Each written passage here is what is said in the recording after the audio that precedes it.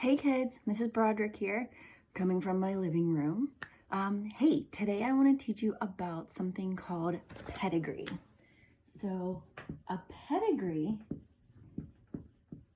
is a chart or almost like a family tree of traits. And what they do is they trace these traits throughout your family, and they even do it for dogs, and they do it for all kinds of things. So a pedigree looks like this.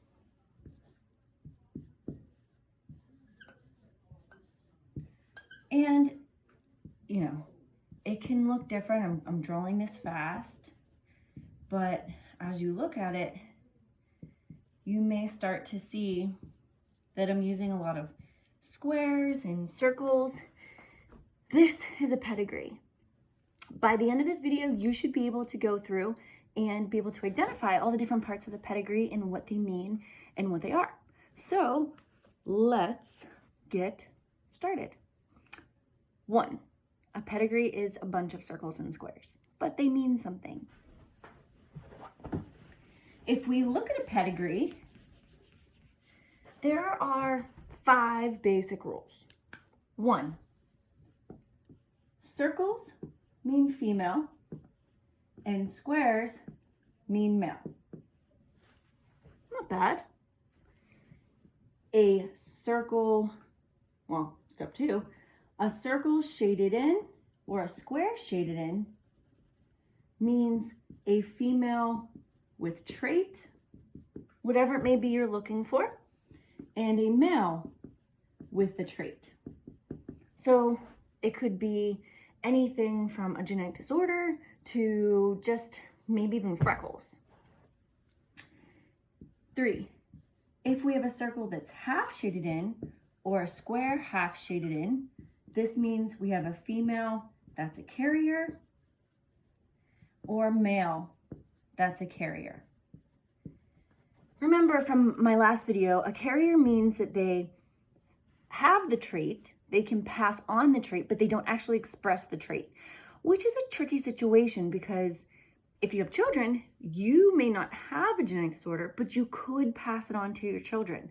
So this is something that they need to look at, especially geneticists. Sorry, I have to erase. I only have a little bit of a board here. 4, there are certain lines we need to look at. A horizontal line means that there's mating or marriage. A vertical line means that there's some type of offspring. And I don't say baby, I say offspring because we could be doing plants, we could be doing other things, but this means offspring.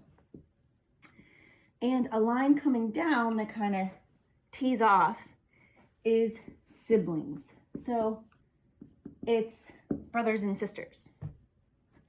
The 5th rule you need to know is that the oldest will most likely be placed at the left in the diagram. The youngest will most likely be placed on the right. So with these few little rules, we're going to be able to see what a Punnett square looks like and be able to describe it. So let's take these rules and let's apply it. Best way to apply is to make an example. So let me get an example together. Okay, let me just draw one out. Don't know how this is going to go. We're just going to see what our example looks like.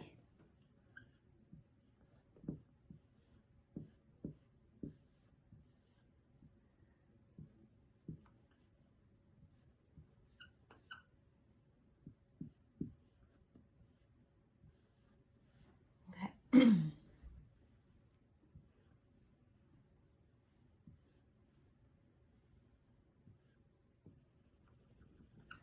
So you're bearing with me, you're doing a good job of paying attention.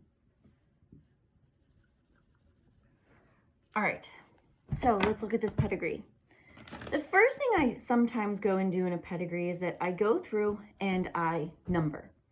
So you're always going to start at the left and go through the row and number the individuals. So we know who we're talking about.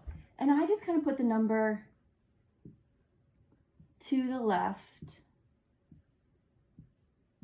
of the individual. So when we get into our word problems, if I'm asking what individual 8 is or who it is, then you're able to go and see who individual 8 is. Oops, let me move this over a little bit. You can't see those family members. Okay. Fix my board here. All right, perfect. So I went and I labeled my individuals. Now I noticed that on some of mine I put an X through or a cross. Anytime you see this, this means death or that the individual is no longer with us, passed on. So it can sometimes also be a little cross put up at the top. But for this example, I'm going to go through and I'm just going to keep using the line through because that's what I am more comfortable with. So if we look at this, the first thing we need to look is how many individuals do we have? I went through and I numbered my individuals and it tells us we have 13 individuals. If we start at the top, you can see that we have a female number 1 and a male number 2 mated, and they had how many kids? How many lines do you see coming down?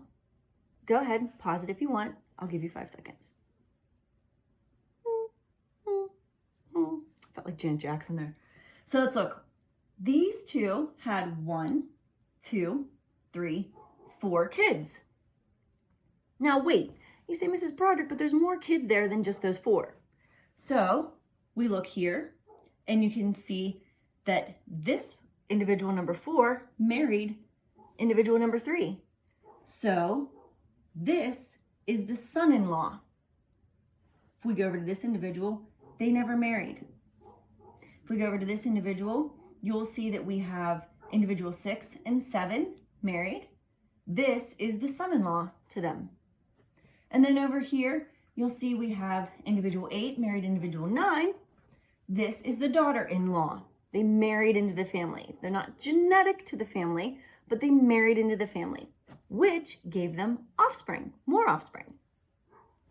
Individual 3 and 4 had an offspring. Individual 6 and 7 had an offspring. And 8 and 9 had 2 offspring. So let's go and look, and I'm just going to ask you some questions. So how many grandchildren did individual 1 and 2 have? Well, we come down and we look. These are their children, and these are their children's children on this row. So they've had 1, 2, 3, 4 grandchildren. Individual 10, 11, 12, and 13. Those are grandchildren. How many kids, how many actual offspring did individual 1 and 2 have? Come down. 1, 2, 3, 4. How many of those kids were male? Remember, a square means male. So if we look, they had 1, 2 sons. How many of those individuals did 1 and 2 have that were female? They had 1, 2 daughters. If we look at these, then we are able to kind of go through and understand where the genes were being passed through. So if I were to throw out a question to you, let's try to remember those 5 rules. We know a square is a male, a circle is a female. We know if they're shaded in, they have the trait. If they're half shaded, they're a carrier. We know if there's a horizontal line, they're married. A vertical line means they had offspring, and a vertical line with a T means siblingship. So let's look here and let's see. What was the offspring? Was it male or female from individual 3 and 4? So if we look, we see their offspring is individual 10. They are a square, and that is symbolizing a male. So did individual 5 have any offspring? No. Did individual 6 and 7 have offspring? Yes, they had individual 11, and their offspring was a, hopefully you get it, female? Maybe. Okay, keep trying. And number 8 and 9 had offspring, but theirs is a little weird, huh? They had 2. And if we look at the lines, they're both coming out of the same birth. So what would that make them?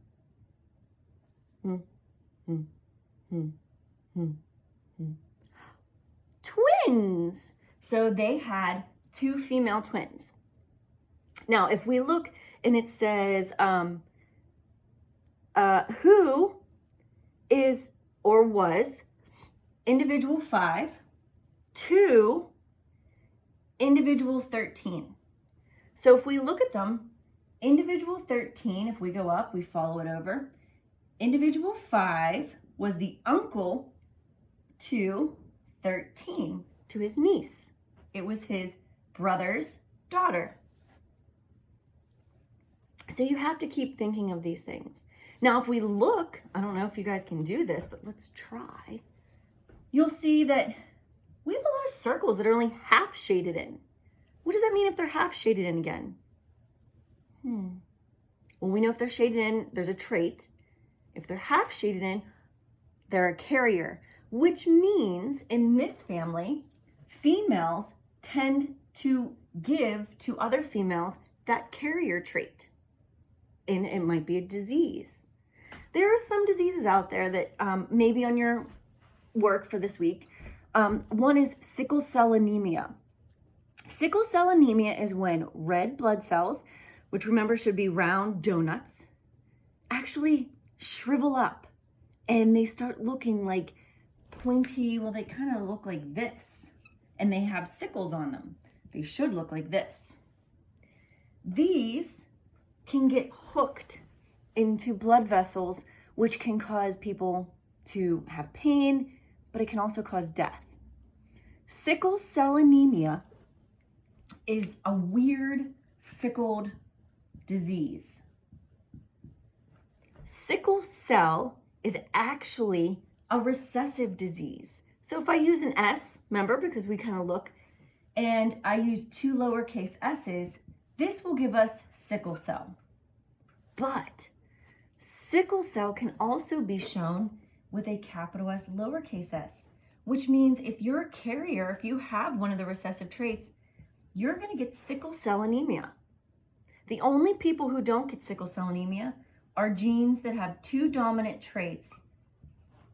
They will not get sickle cell anemia. What else I want to tell you? That seems to be about it. Oh, let's do age. In this, the oldest child from individual 1 and 2, was it a male or female? I hope you guys were thinking. It's actually a female.